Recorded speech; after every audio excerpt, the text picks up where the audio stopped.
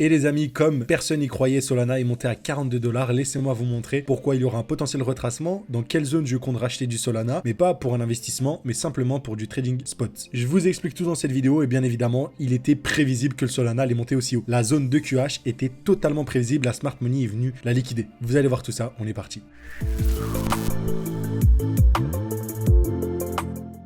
Comme d'habitude, on commence avec un graphique vierge et le but c'est de le construire ensemble. Le premier truc qui me saute aux yeux, ok, et qui aurait dû vous sauter aux yeux sur vos graphiques Solana si vous utilisez et analysez cette crypto-monnaie là, c'est cette zone de liquidité. On en a une ici, mais là c'est un peu moins valide parce que là c'est une bougie, c'est pas un mouvement comme on a là, comme vous le voyez ici. Tout simplement, cela pour vous dire qu'on est venu liquider cette zone de liquidité, cette zone de buy side qu'on est venu chercher. On en a une un peu plus au-dessus qu'on peut considérer comme une zone de liquidité, bien évidemment, qu'on pourrait aller chercher. Donc à ce moment-là, on a deux zones qui s'offrent à nous. Déjà, la première zone qui est intéressante ici, c'est cette zone d'order block baissier en mensuel. Celui-ci est un order block baissier, tout simplement. Vous l'avez vu, la dernière fois qu'on est venu dans un order block baissier sur Solana, regardez comment le prix a réagi. On a fait une belle mèche et on a eu un retracement. Vous l'avez vu ici. Et là, il se dresse devant un nouveau order block baissier. Donc, on va venir le mitigated, on va venir dedans, accumuler pour redescendre. C'est presque une certitude. Donc, pour moi, le scénario du Solana qui retrace dans des zones ici est plus que probable. Beaucoup de personnes vont prendre des profits, ça va pas monter indéfiniment. Donc voilà, on pourrait même aller chercher jusqu'ici. Mais pour moi, on se mouille ici sur sa chaîne YouTube et mon scénario me dirait qu'on va accumuler dans cette zone-là. Bien évidemment, qu'est-ce qu'on fait? On a repéré notre zone d'order block en weekly. Donc, qu'est-ce qu'on va faire? C'est aller en 6 heures pour détecter une accumulation plus distribution. Donc, qu'est-ce que je veux voir sur le Solana? Je veux voir une création de liquidité, donc un truc comme ça, tout simplement. On chasse les liquidités pour repartir beaucoup plus bas. Vous l'avez vu. Donc, sur Solana, j'aimerais avoir une prise de liquidité, notamment en 6 heures, qu'on vienne chasser pour repartir plus bas. Ça va être assez simple. On regardera le graphique de très près, mais je m'attends à cela sur le Solana pour qu'il retrace. Mais où est-ce qu'il va retracer? Ça va être très simple. Je vais retourner en weekly pour voir un peu les zones qui sont intéressantes et on a des grosses zones de liquidité interne. Alors, il y a la zone de demande, donc ce bloc-là à l'origine du mouvement impulsif haussier. Et donc, c'est dans cette zone-là où je m'attends à ce que le Solana revienne pour repartir plus haut. Donc, je vais noter dans cette zone les zones d'intérêt qui sont intéressantes. Et dans cette zone-là, cet order flow haussier, on a une FVG. Vous avez vu cet order flow-là? Hop,